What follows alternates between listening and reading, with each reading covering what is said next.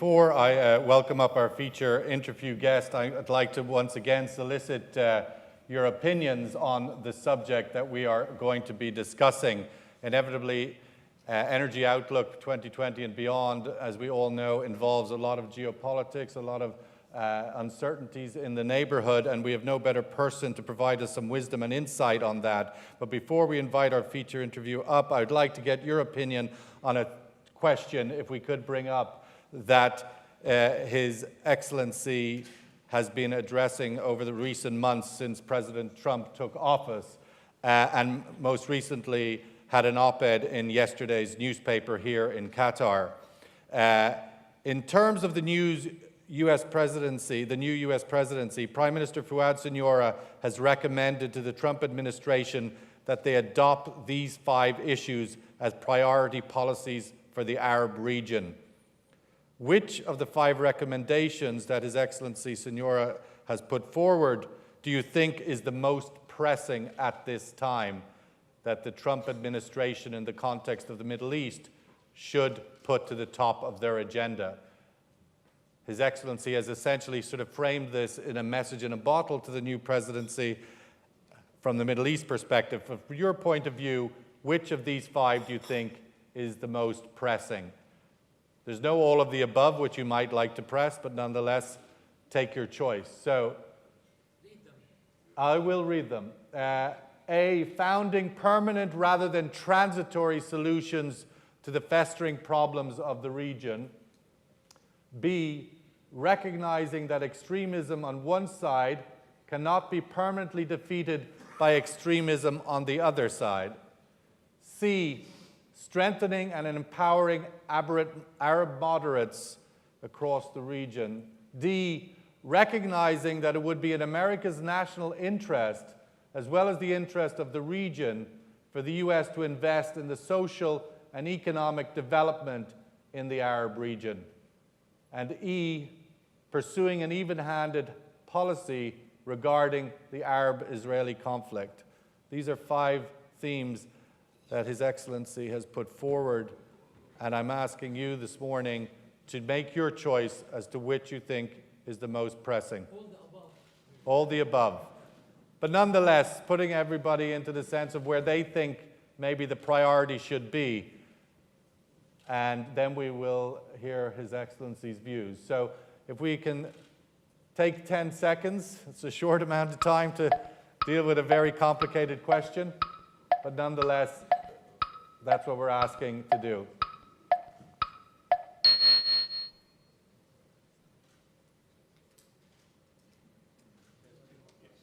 Okay, so quite a spread, inevitably, across the room.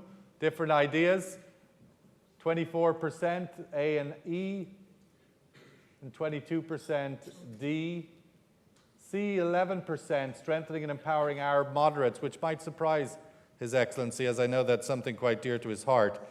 It does give me great pleasure and honor to welcome the former Prime Minister of Lebanon, the current head of the largest political bloc in the Lebanese Parliament, truly one of the Arab world's greatest democrats, and has been at the forefront of the Middle East politics for the last 2 decades, serving the late Rafiq Hariri as Finance Minister for many years. It gives me great pleasure, Your Excellency, to invite you to the stage, Fouad Siniora.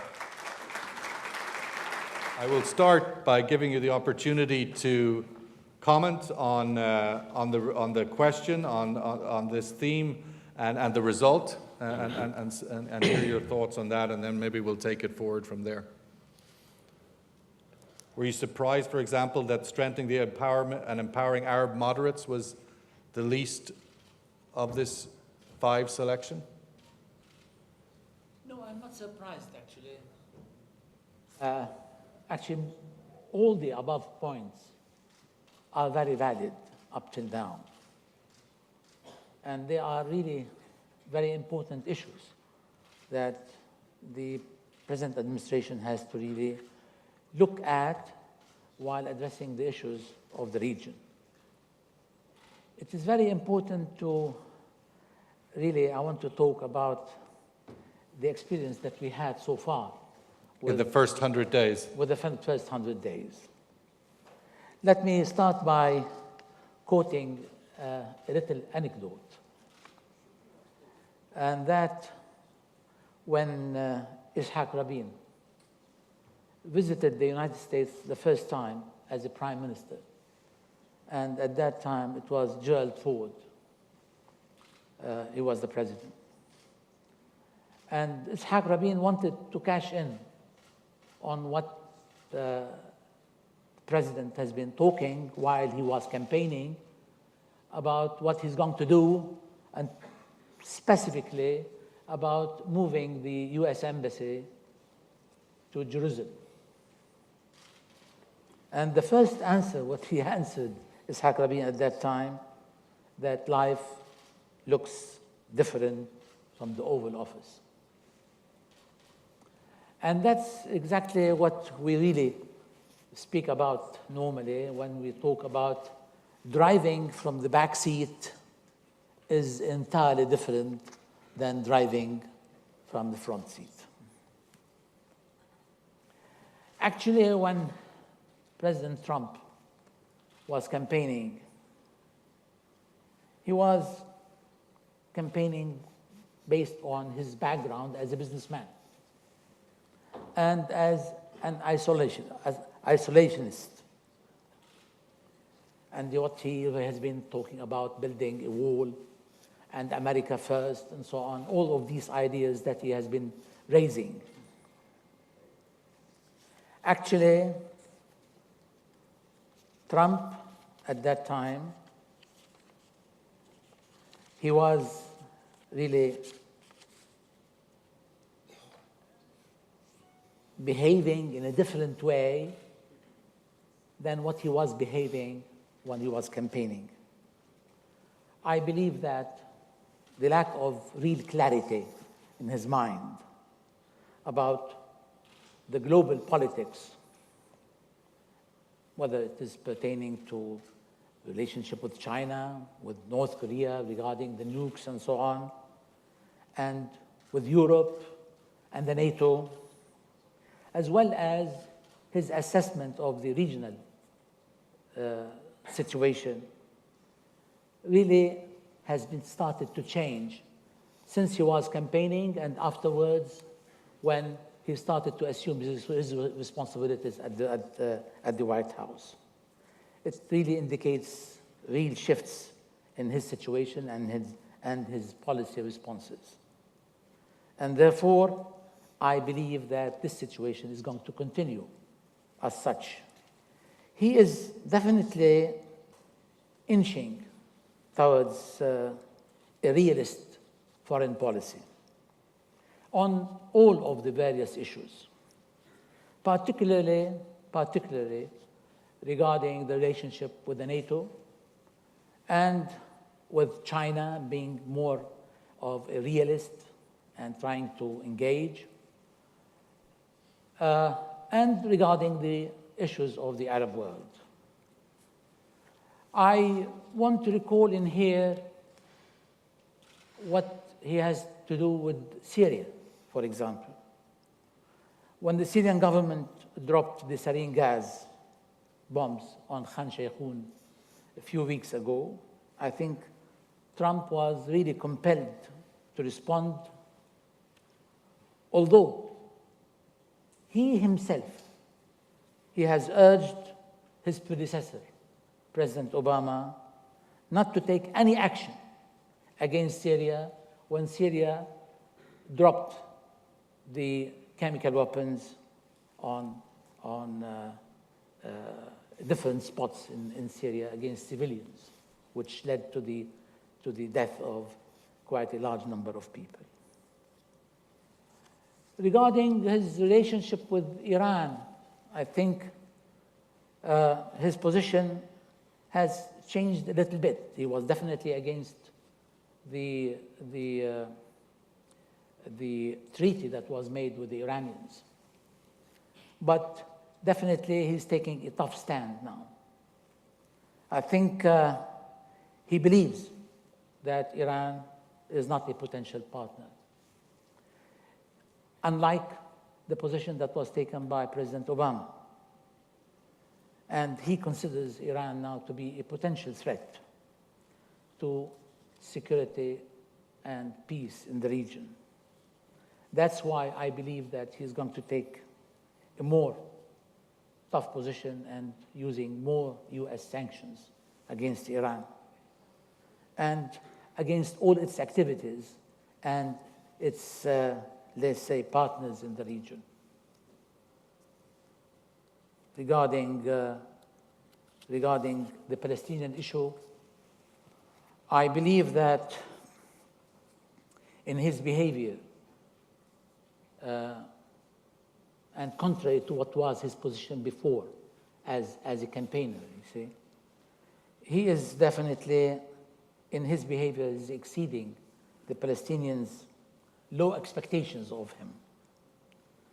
He has not taken any steps to move the US embassy back to Jerusalem. And he has been advising, again, more restraint on Israeli settlements in the West Bank. And he has been showing some more or less that he is putting a priority on the Palestinian-Israeli negotiations for peace in the region.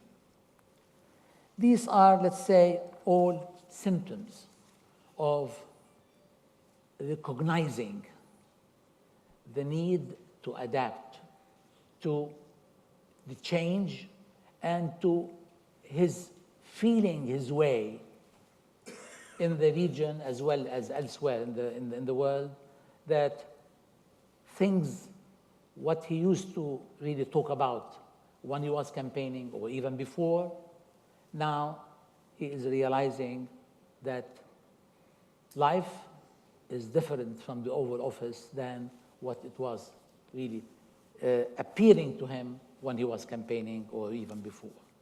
So this is the situation as I see it in the first 100 days. What matters to us is to see how we should really deal with this situation in the Arab world.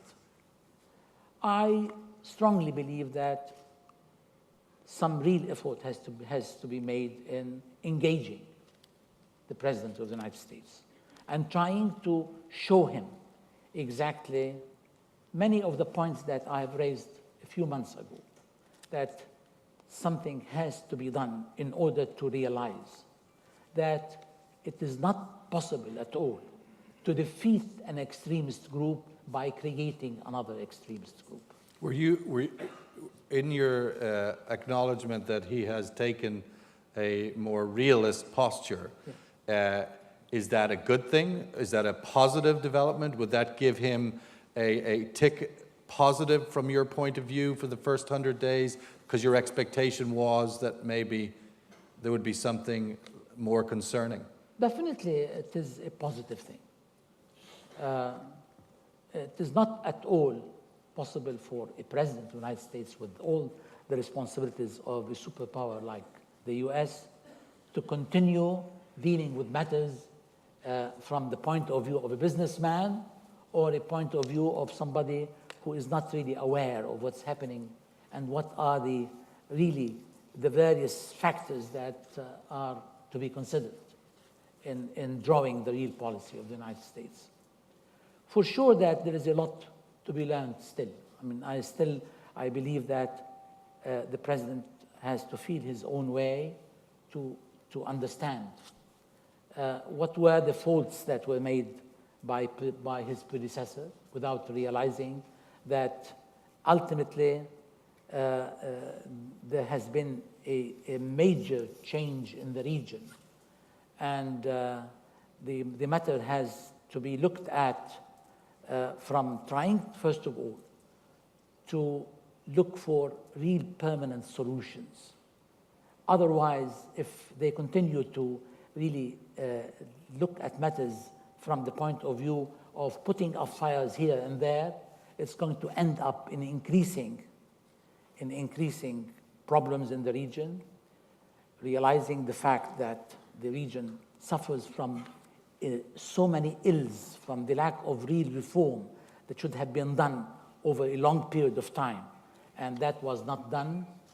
And at the same time, that this region has the largest, let's say, youth in the region. And these are looking for real solutions to the problems, real solutions to address their future, what are their needs, looking for jobs and the like. And they're looking for real reform. So if these matters are not going to be looked at, we're going to really face more situations towards creating more anger, more marginalization of young people, and then looking for trying to express their views. Instead of expressing it in a constructive manner, they are going to express it in a more negative way and more violent way. You said there that we should engage President Trump. Yes. That if you compare, let's say, the former administration, President Obama, generally the criticism was he was non-engaged, if you like. Would you encourage, as part of your sort of message in a bottle, if you like, to President Trump, that he takes on a much greater engagement, that America engages in a much more significant way in this administration? And the consequence, if they don't, what do you think that would be? Definitely, I would definitely recommend that they have to be more engaged because of their responsibility of, let's say, being a superpower.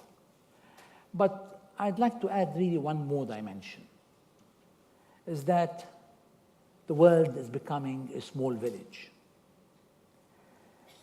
And let me quote in here something, is that nature has taught us a real lesson, but we are not really realizing what it really means. Recently started to know about what you call it, the bird's flu. And really birds, they cross the borders of so many countries without requesting a visa from anybody. And violence and terrorism. Actually, they don't request a visa from anybody, particularly when you find out that people are becoming more and more demanding, and you cannot really pacify them by using just nice words. You've got to really look for real solutions. It is in the interest of a country like the United States to really find out what is its interest in the long term, and its long-term interest in really finding real solutions to these hotspots, rather than keeping them as such that they are going to brew and more and will get really infect so many other areas. Life is, as I said, the world is becoming very small. Europe now is very close, and it's suffering from the continuous influx of refugees crossing the Mediterranean going into Europe and elsewhere. And it is not a solution by closing the borders. It is impossible to close the borders anymore with what is really seeing in the world of the impact of this revolution in the telecommunication and in the process of communication among the world. One has to really find real permanent solutions rather than short-term fixes that will not really produce. Do you need, in order to engage the region and find permanent solutions, some kind of common narratives? We've seen in the past, let's say, narratives that you could stretch across many countries, and so we're with the same position in all theaters. It seems now every country, every theater has its own collection of narratives, where in one country the American administration may be allied and supportive of a certain group, and then in the next country their interests, as you highlight, might be to move and be in support on the other side. So there does seem to be a lot of contradictory narratives in different countries' theaters. How does an American administration, do you think, tackle what does seem to be a lot more complicated geography than it was maybe a decade ago? Sure that, I mean, there is not one little, let's call it, a pill that you take and it really solves the problem of every country. Definitely, you've got to tailor the solutions or the way things has to be handled. You mentioned in your statement that the moderates. Yes. I mean, the moderates could be one continuous narrative across many countries. Sure. I mean, it's true that we are witnessing in so many parts of the world there is a tendency towards, let's say, towards the right, as we have seen in the United States and some other countries, while we have seen something just in a few days, let's say, the result of the elections in France, which the president has defeated the Marine Le Pen. What I really want to say in this is that there is a general framework that one has to respect, and certain principles they really need to be respected in addressing the problems. There is a certain, I mean, coming back to the region, there is a certain problem in the region which I consider to be the mother of most of the issues in the region, which I'm speaking about, the Arab-Israeli conflict. Now, this somehow has been dwarfed by what's happening in Syria, and the extent of the problem in Syria. Let me say something in here. This is a country which is about 25 million people. Over the past, let's say, 6 years, there are over 500,000 dead. And if there is 500,000 dead, there is a minimum of about 1.5 injured and incapacitated. But 50% of the population of Syria are refugees within Syria and outside Syria. Let me add one more statistic that's very striking. The total population in the Arab world is about 5% of the total population in the world. So we constitute 5% of the total population.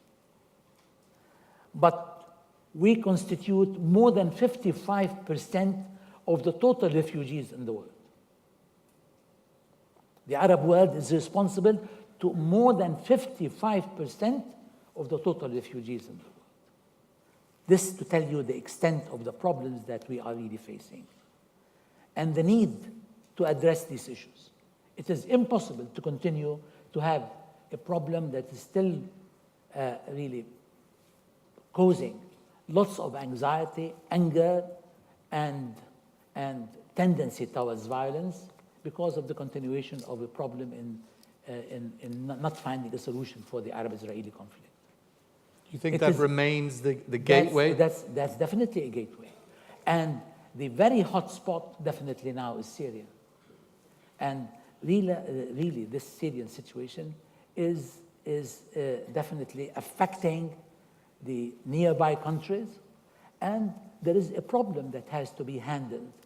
For sure that there is this situation between the Arab world and Iran.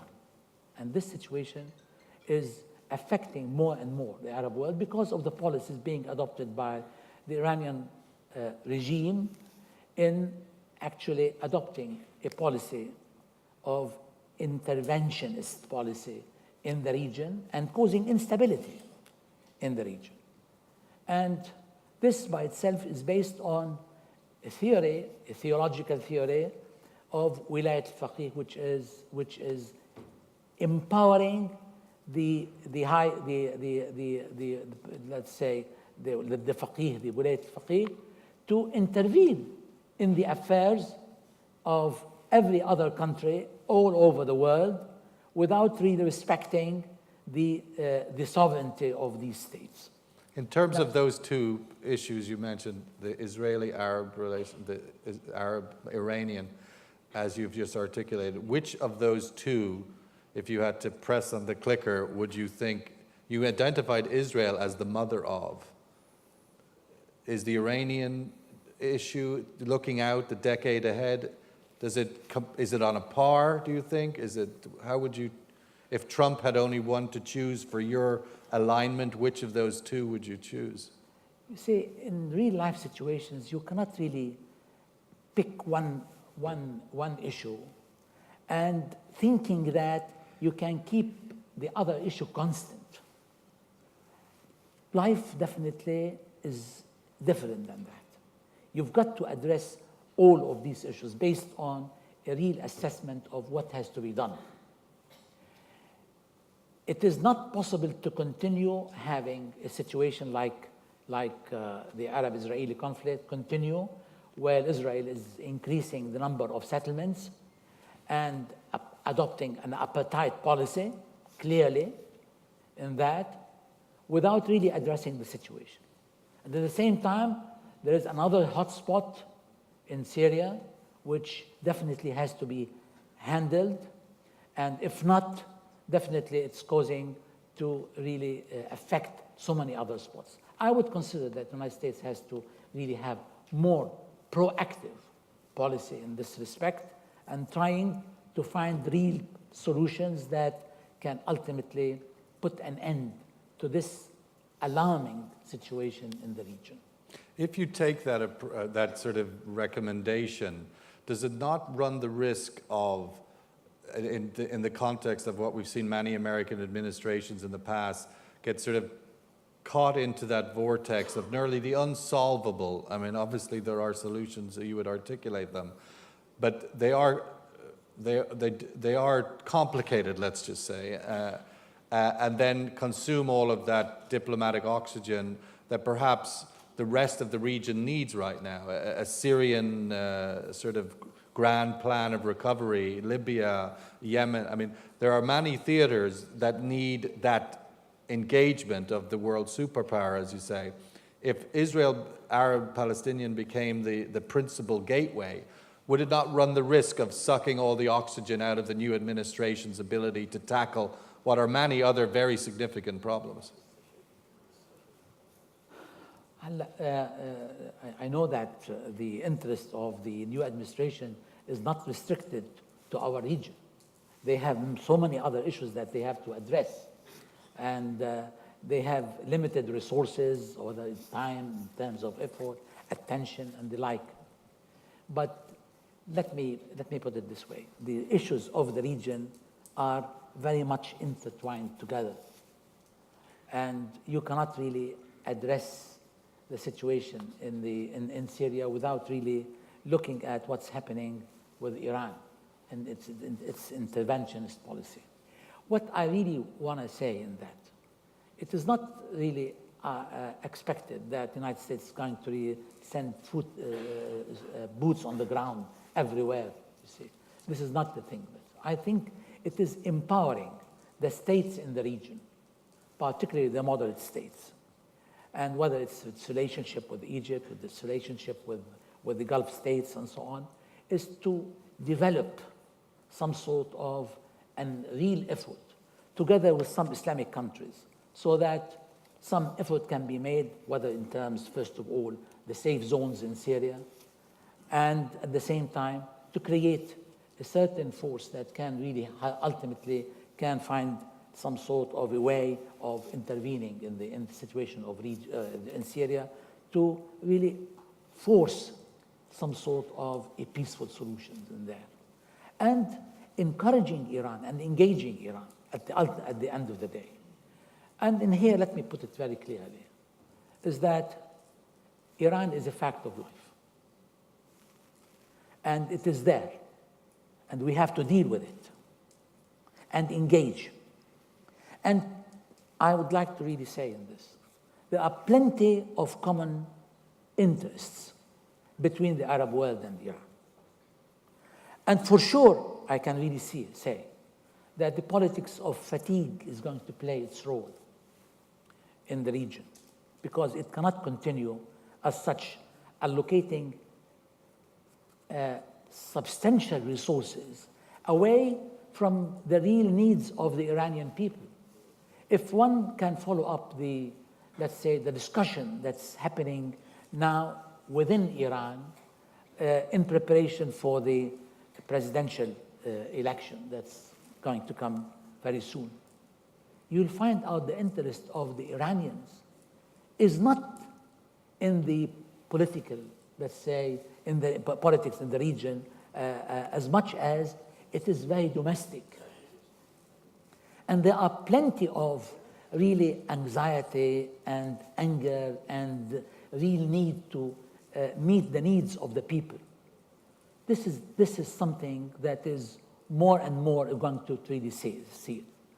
I believe that as much as we have in the Arab world to put our position clearly in terms of standing up to the challenge of Iran, if it's going to continue its interventionist policy and in destabilizing the region, as much as we put this clearly and stand for that, as much as we should really extend the hand towards Iran, that there are plenty of common interests that is for the good of everybody. And it cannot continue wasting these depleting resources in the region on something that is not going to really be of benefit to anyone. In conclusion, Your Excellency, President Trump, when we go back to where we started, is his first overseas trip. He's coming to the region. Yes. I'd just like your views on what you interpret as that as his first foreign trip is to Saudi Arabia and to the region. That's quite interesting. Yeah, and what you would hope or what that trip would deliver, what signals would you like to see come out of that that would give you somewhat of an optimistic hope on some of the narratives that you mentioned? And I think he is sending a real message by making this trip as his first trip before even going to meet, let's say, the group of G7 and the European, let's say, leaders. Is coming to Saudi Arabia and meeting the leaders of the Gulf region, showing the interest that he is giving to this part of the world, and the interest that he finds that something has to be done, and soon. Because if this situation continues as such, it's definitely going to blow up. Well, I'd like everybody to join me in thanking Your Excellency Fouad Siniora, the former Prime Minister of Lebanon, for his wise words. Thank you. Shukran.